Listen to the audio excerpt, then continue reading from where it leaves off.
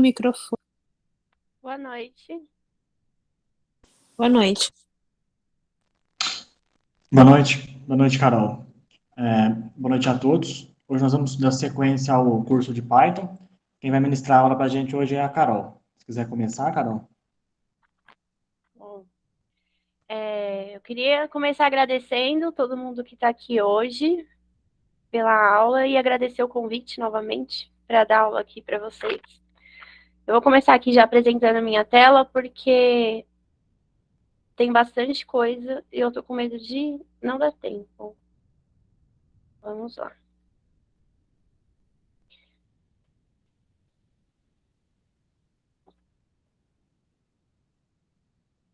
Bom, a aula de hoje é sobre tratamento de erros e depuração em Python.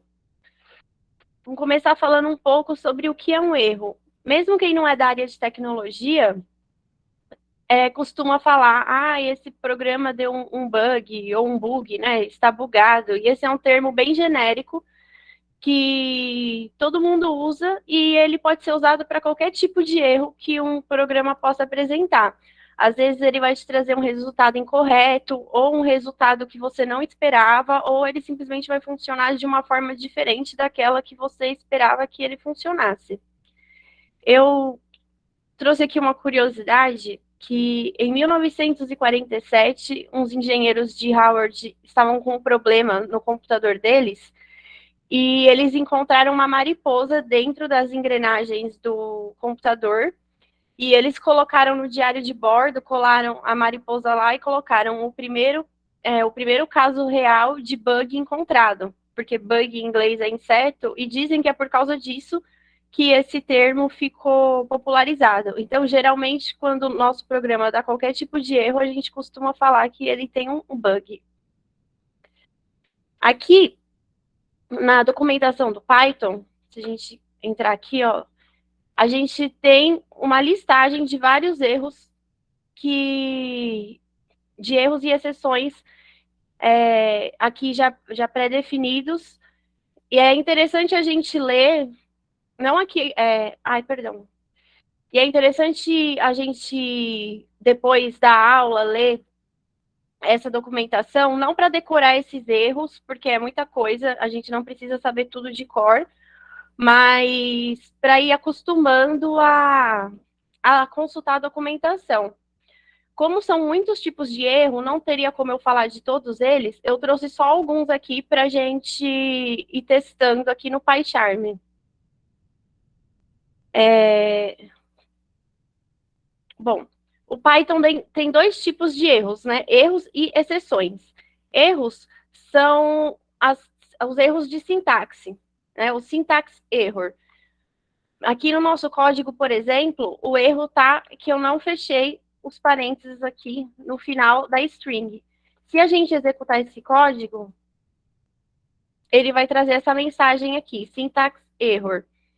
O bom de usar o PyCharm é que ele grifa de vermelho esse tipo de erro. Por exemplo, se eu quisesse fazer print qualquer coisa aqui, né? Só que eu esquecesse de fechar o parênteses. Ele também vai mostrar aqui, vai deixar grifadinho de vermelho, então esse tipo de erro é bem fácil de achar quando a gente comete ele. Todos os outros erros ficam na caixinha de exceções de Python. Aqui a gente tem um erro de indentação. Indentação é esse espaço que tem aqui, esse espaço que tem, por exemplo, aqui entre o print, né, e o for. O número aqui embaixo a gente pode ver que não está alinhado. E no Python precisa estar tudo muito, muito bem certinho, um embaixo do outro para funcionar. Se tiver um espacinho a mais, quando a gente tentar executar, vai retornar um erro de indentação.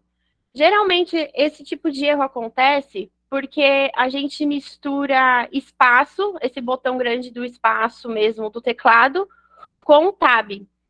Então, o certo, quando a gente for programar, toda vez que você quiser dar um espaço, você aperta o tab. E se você precisar apagar o espaço, você não usa o delete para apagar. você usa o botão Backspace, que é esse botão de apagar que tem a setinha para a esquerda.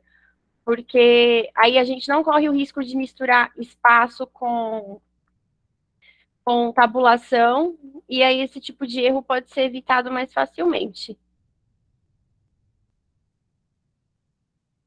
Nós temos também aqui o Index Error. No nosso exemplo, eu fiz uma lista de produtos. A gente tem o leite, arroz, feijão e açúcar. E eu tentei aqui imprimir o açúcar, só que na hora de colocar aqui o índice, eu coloquei o índice 4. Porém, as listas em Python sempre começam a indexar por 0. Então, o leite seria o 0, o arroz seria o 1, o feijão o 2 e o açúcar 3. Se eu tento executar esse código, ele vai aparecer aqui embaixo, que tem um erro de índice. Porque, na verdade, o quarto elemento corresponde ao índice 3.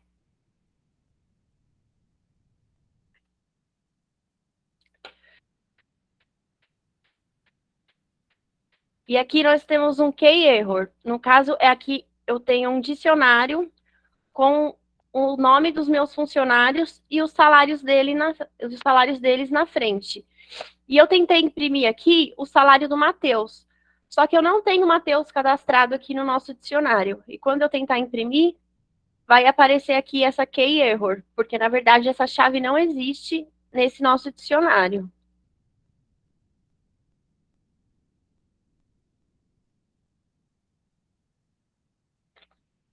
O name error é quando a gente chama um nome que não foi definido aqui. Não foi definido ainda. No nosso exemplo, eu estou tentando aqui imprimir salários antes mesmo dele ser criado. Nessa linha aqui, primeira, salários, a variável salários não existe ainda. Então, aparece aqui, ó, o nome salários ainda não foi definido.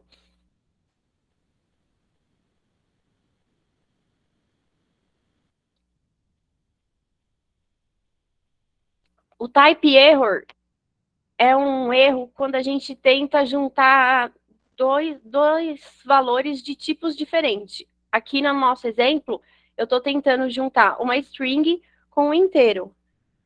Quando eu executo, vai aparecer aqui, type error. Se eu estivesse tentando, por exemplo, somar 10 mais 20, o programa daria certo. Ou se eu estivesse tentando somar aqui duas strings, ele ia concatenar as duas e formar uma palavra só. Esse erro só acontece quando a gente tenta juntar dois tipos diferentes numa variável só. E aqui, o value error. Eu tô aqui na minha quantidade de funcionário, eu coloquei 10. E tô tentando transformar esse 10 para inteiro. Só que 10 escrito assim por extenso, o Python não entende que é um número, então ele não consegue transformar e me atribui esse value error aqui.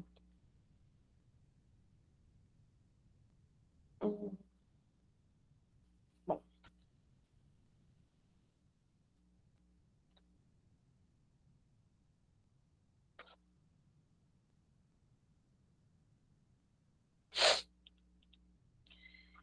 Esses são alguns dos erros, algumas das mensagens de erro que o Python pode trazer para a gente. Elas são as mais comuns, mas tem várias outras.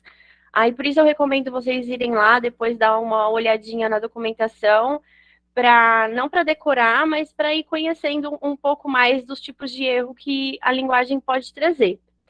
Para tratar esses erros, a gente usa o try, o except, o else e o finally. O try, literalmente, é um tente. A gente pega o nosso código e fala, olha, tenta fazer isso aqui para mim. Aí, se você não conseguir, ele vem aqui para o except. Executa isso que está dentro desse bloco. Ou então, você tenta fazer isso aqui para mim. E se você não conseguir, e se você conseguir, você vem aqui para esse bloco else e faz o que está dentro dele. Tudo que tiver nesse bloco aqui, finally, ele sempre vai executar. Eu vou mostrar em um exemplo para ficar mais fácil.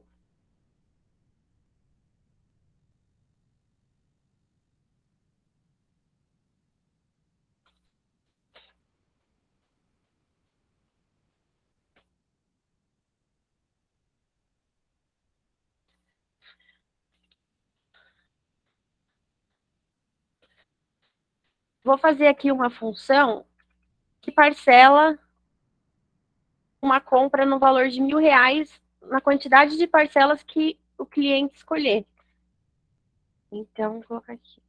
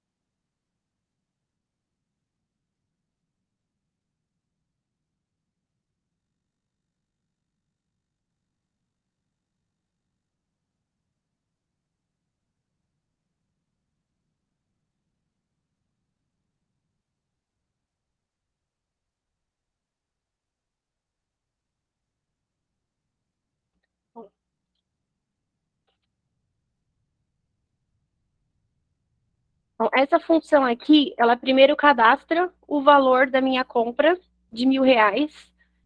Aí aqui ela vai imprimir na tela para o cliente qual foi o valor da compra, vai perguntar para ele em quantas vezes ele deseja parcelar e vai calcular aqui o valor das parcelas. Vamos executar aqui. Aqui, o valor da sua compra foi de R$ 1.000, em quantas vezes você deseja parcelar a sua compra? Se eu coloco aqui 2 vezes, o programa me retorna: sua compra foi parcelada em 2 vezes de R$ 500 e finaliza com sucesso. Só que se o cliente chega aqui e coloca que quer parcelar em 0 vezes, o programa vai me trazer um zero division error. Ou ele pode também chegar aqui e querer digitar em quantas vezes você quer parcelar a sua compra. E digita 2. Aí ele vai me retornar um value error. Então, eu preciso colocar essa função aqui que eu fiz, usar o bloco try e o except para conseguir tratar esses erros.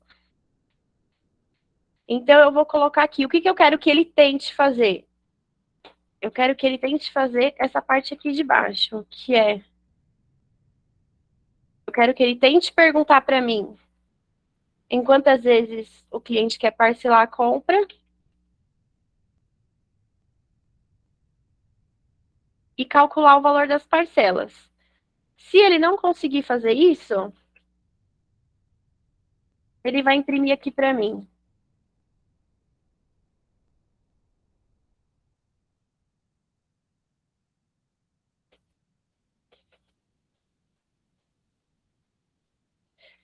Então, ele vai tentar fazer o que está dentro do bloco try. E se ele não conseguir, ele vai imprimir essa mensagem de erro para mim.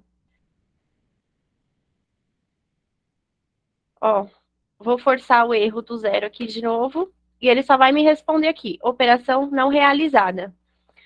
Só que essa solução ainda não está boa porque o cliente não entendeu o que ele fez de errado. Ele colocou aqui o 0, mas ele não entendeu o que aconteceu. Então, tem como melhorar ainda esse tratamento aqui que a gente deu. A gente pode colocar aqui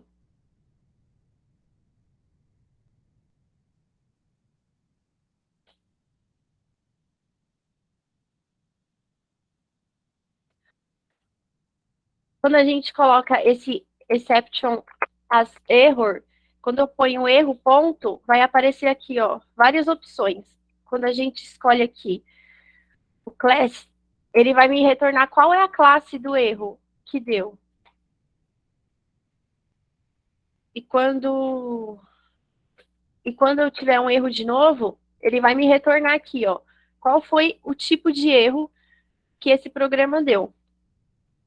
Mas ainda tem como melhorar mais, porque não é legal entregar esse tipo de mensagem para o usuário, porque ele não tem obrigação de saber, né, o que é um value error.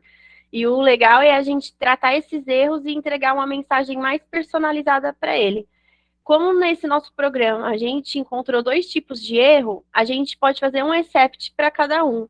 Eu vou fazer aqui primeiro um para o value error.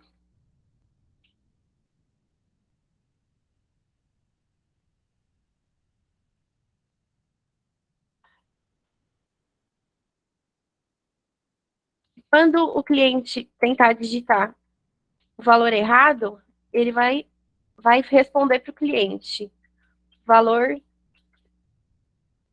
inválido. Tente novamente.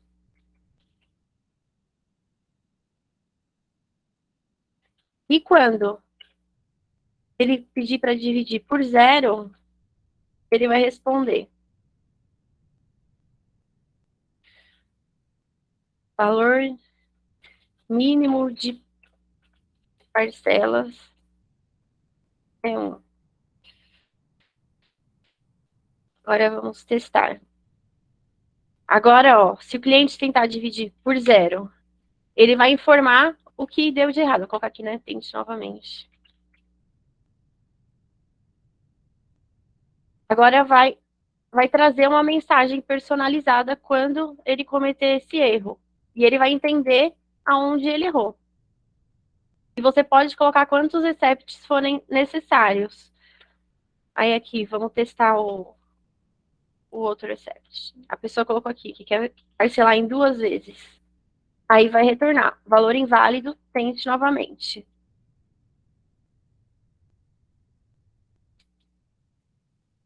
Outro bloco que a gente pode acrescentar aqui é o else. É o que vai fazer se der certo. Se o cliente digitar um valor certo, o que vai retornar? No nosso caso aqui, eu vou colocar para retornar. Sua compra foi parcelada.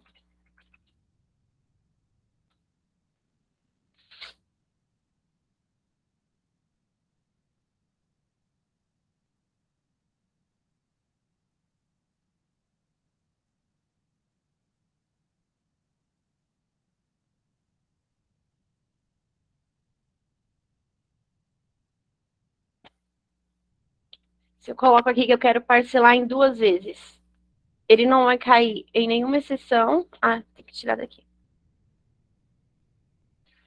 Peraí.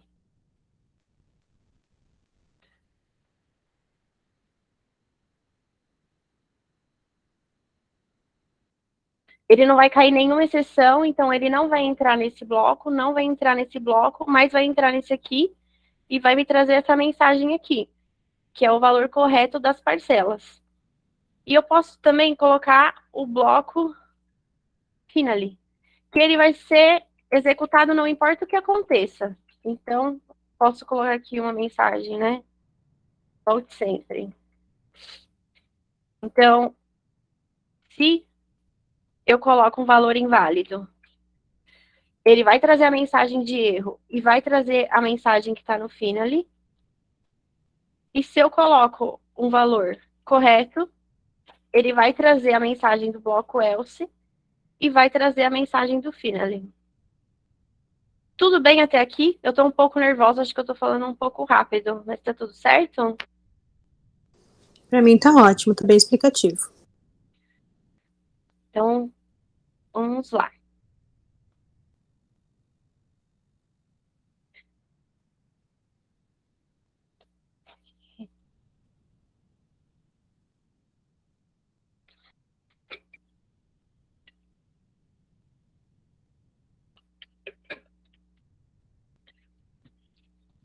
Bom, nem todo erro em Python vai trazer uma mensagem de erro para a gente. Às vezes o seu programa só não vai te trazer o resultado que você queria, só não vai funcionar e você vai precisar investigar aonde está esse erro. Esse processo de investigação a gente chama de depuração ou de debug, que você é realmente você ir lá e investigar o que seu código está fazendo para você achar aonde que ele está errando. O bom de usar o PyCharm é porque ele já tem uma boa ferramenta aqui de debug que ajuda muito a gente a debugar o nosso código no dia a dia. A primeira aula que eu dei, eu usei o Google Colab, aí ele vai executando célula por célula. Então lá você não consegue ver o que o código faz linha por linha. Aqui com o debug, a gente consegue ver o comportamento do código linha a linha, e isso ajuda muito na hora de caçar esses erros. Até agora, a gente executou o código nesse botão aqui, que é Run. O debug é essa baratinha aqui do lado do Run, e o que é de diferente é que esse botão faz o código inteiro de uma vez e já te traz o resultado. Esse aqui faz passo por passo do código. A primeira coisa que a gente precisa aprender para usar o debug é o que é um breakpoint. O breakpoint significa que quando você clicar aqui no debug, ele vai executar todo o seu código até aonde você colocou o breakpoint. Ele é essa bolinha vermelha aqui. É só clicar do lado que ela já aparece. Ou você também pode escrever aqui, breakpoint. Eu vou colocar aqui, vamos ver, breakpoint no cargo e executar. Peraí, que foi o programa errado. Ó, aí dá para ver que ele imprimiu a Juliana, imprimiu a data de nascimento, imprimiu a idade, mas chegou aqui no cargo, aonde eu coloquei, né, diretora, ele parou, ele não imprimiu na tela. Ou seja, ele executou todo o programa até essa etapa aqui e parou. Se clicar aqui, ó, no debugger, vai aparecer aqui todas as variáveis que a gente criou até então, o tipo delas aqui do lado, e é isso. Aqui, a variável idade que a gente criou aqui, ela é do tipo inteiro. Aí tá aqui, ó, inteiro 22. A variável nascimento, aqui eu importei a biblioteca date para conseguir colocar a data de nascimento dela do tipo date time mesmo. Então, ele vai colocar aqui, o tipo da informação é date. E o nome dela é do tipo string. E é legal de ir acompanhando, que a gente viu, né, por exemplo, type error, que é quando a gente tenta unir duas informações de tipos diferentes. Quando você está programando e usando debug, aqui mesmo você já consegue acompanhar qual é o tipo de cada variável e você vai conseguindo já manejar isso enquanto faz o seu programa. Vamos supor que você colocou o seu breakpoint aqui no nascimento, executou o debug, mas você quer que ele pule aqui direto para o salário. Dá para usar esse botãozinho aqui, ó, Run to Cursor. Eu sou ruim de inglês, gente, me perdoa. Mas é esse botão que usa. Você coloca aqui o cursor aonde você quer que ele vá e clica nele, que ele vai executar direto até essa etapa. Se você, durante o seu programa, está aqui olhando, clicou em outro lugar, se perdeu e fala, ah, eu não lembro aonde foi que eu executei até que ponto, você clica aqui nesse botão, que ele vai voltar o cursor para o último breakpoint que você colocou.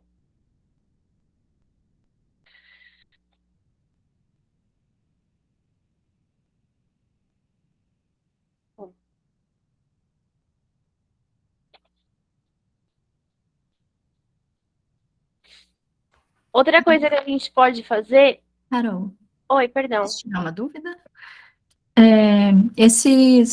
Todos esses termos que você está usando aí no PyCharm, o debugger, os outros ícones que você falou, todos os sistemas vão ter esses Então, mesmos nomes.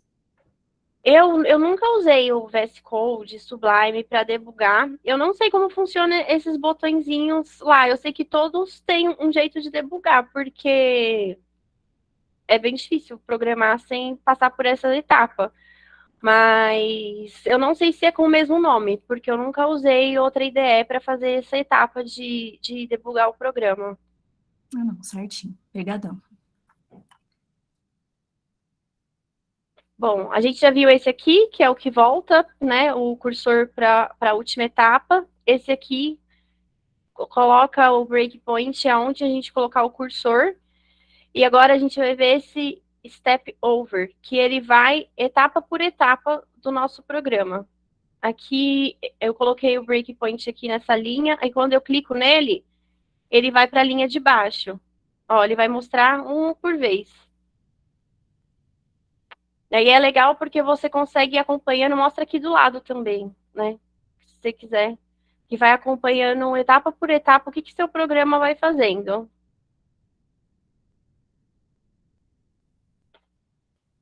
Bom, eu vou pegar agora um outro exemplo aqui para mostrar o que os outros botões fazem. Eu fiz esse laço aqui simplesinho, que ele fala, enquanto n for diferente de 0, sorteia um número aqui de 0 a 5 e imprime ele na tela para mim. Aí, ó, ele vai sorteando números aqui aleatórios. E vamos debugar esse programa para ver como que funciona em algo mais complexo, assim.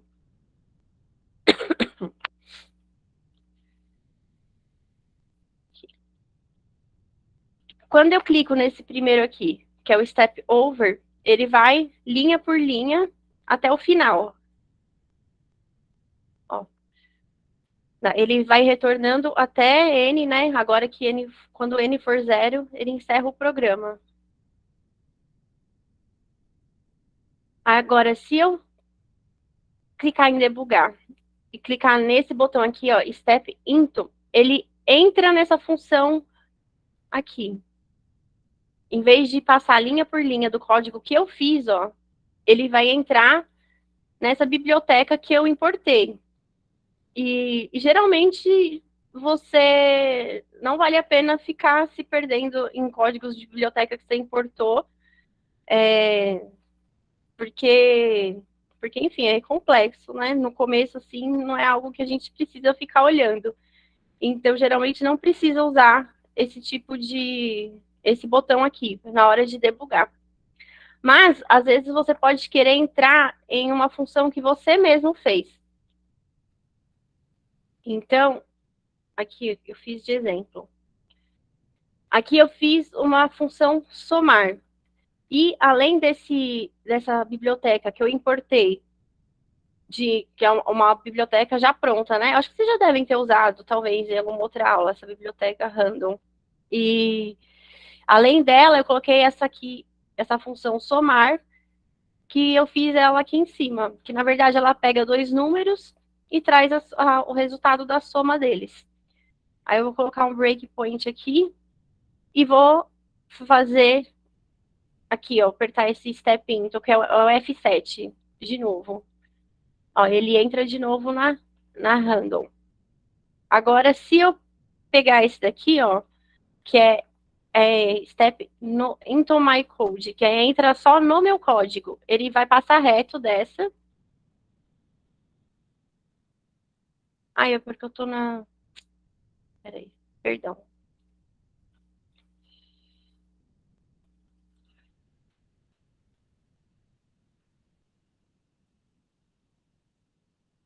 Aqui.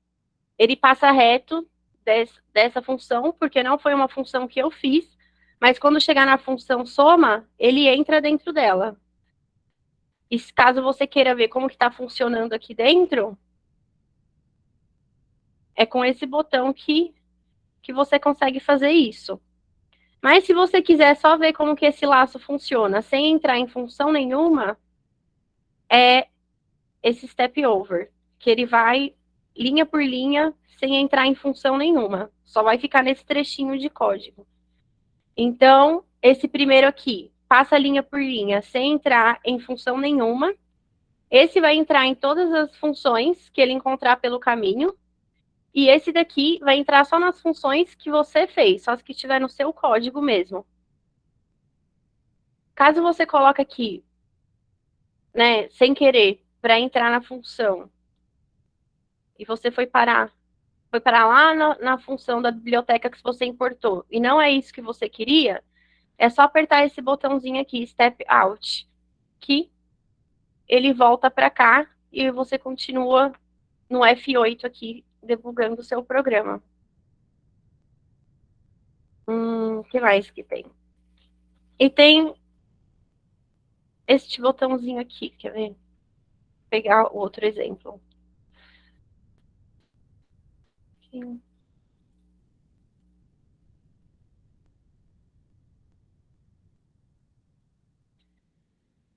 Aqui você pode, às vezes você está só aqui olhando e te bate uma dúvida, você quer somar duas variáveis, mas sem precisar escrever nada aqui no seu programa. Você pode colocar aqui idade, por exemplo, né? Mais salário, porque são os únicos valores inteiros aqui que a gente tem para somar. Ai, por que não está indo?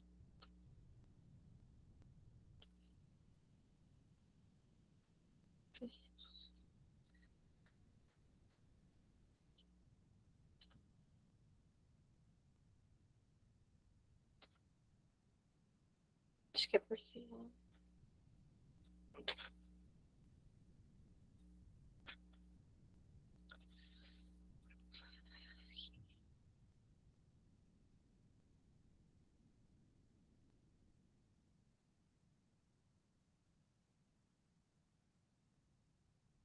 Ó, aí ele somou aqui, né, o salário com a idade dela e traz o resultado. E isso não altera em nada o nosso programa. Às vezes você só quer ter ali uma resposta na hora e você pode usar esse botãozinho aqui, que ele já te ajuda a ir testando o seu programa enquanto você faz ele.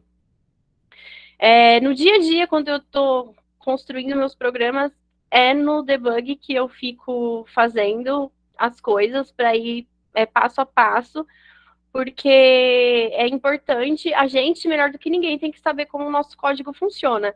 E usando o debug, você consegue vendo passo por passo o que ele está fazendo, porque às vezes você acha que você escreveu que ele vai fazer uma coisa, mas quando você executa, vem um resultado diferente. Se você sabe qual é o resultado que você espera, fica mais fácil de você perceber esse erro. Agora, nem sempre a gente vai saber, então por isso é sempre importante você ir acompanhando o seu programa passo por passo, colocando breakpoint, olhando aqui quais são os tipos das variáveis que estão sendo criadas, quais valores que elas estão assumindo, porque você tem que entender o que o seu programa está fazendo.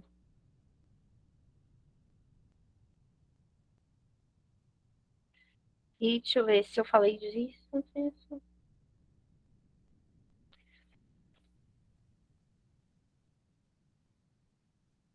Bom, e é isso. Nossa, eu falei tudo muito rápido porque eu fiquei nervosa, gente. Mas alguém tem alguma dúvida? Ou quer que eu retome algo?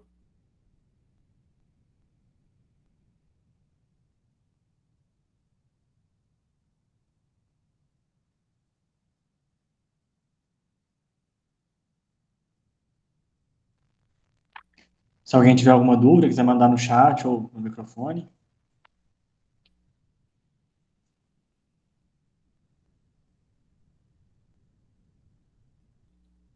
Olha, aqui, eu não sei se tem como eu mandar o PDF para vocês, mas aqui no final eu coloquei. Eu coloquei o livro, que é o que eu uso de base para estudar Python sempre, e eu coloquei 2 vídeos no YouTube, um ensinando a como usar o PyCharm para debugar o código, né? Que ele vai explicando passo a passo esses botõezinhos aí que eu expliquei para vocês, né? De como usar eles. Está em inglês, mas tem como gerar legenda automática. E para quem não sabe inglês, é tranquilo de acompanhar. E esse primeiro aqui explicando como funciona o bloco try, finally, e na prática, e se ficar alguma dúvida, tem como ver o vídeo de novo, né? Esse que fica no YouTube, e tem como consultar esses que eu deixei na referência também, porque eles deixam tudo explicadinho. Aí eu não sei se tem como eu mandar o PDF para vocês, se eu passar para o Danilo, ele passa para vocês, como que é? Pode passar para mim, Carol, aí eu passo no grupo para eles lá. Tá bom, então.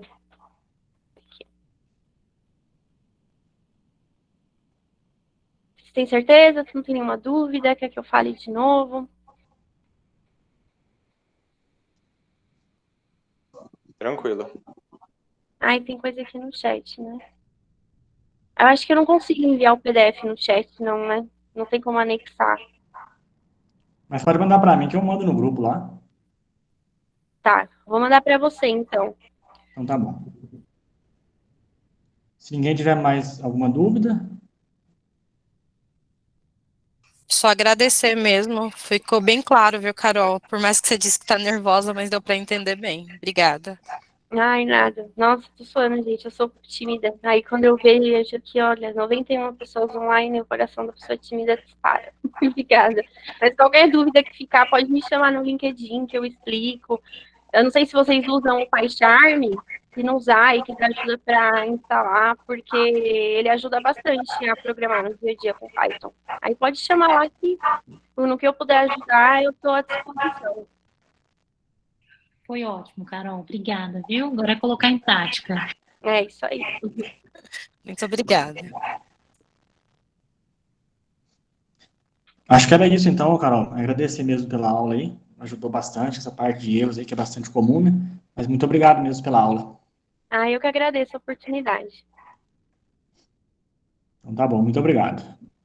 Nada. Tchau, tchau, gente. Boa noite. Tchau, boa noite. Boa noite.